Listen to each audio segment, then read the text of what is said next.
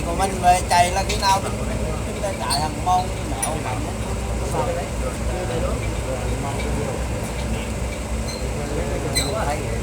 đường bên đây là đường mua rua mà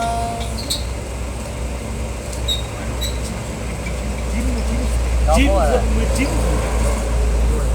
đặt chân để cho cô là gì ơi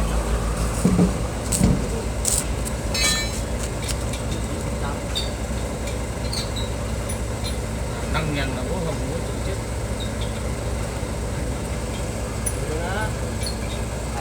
ai dám chửi bực với này ơi dám chửi à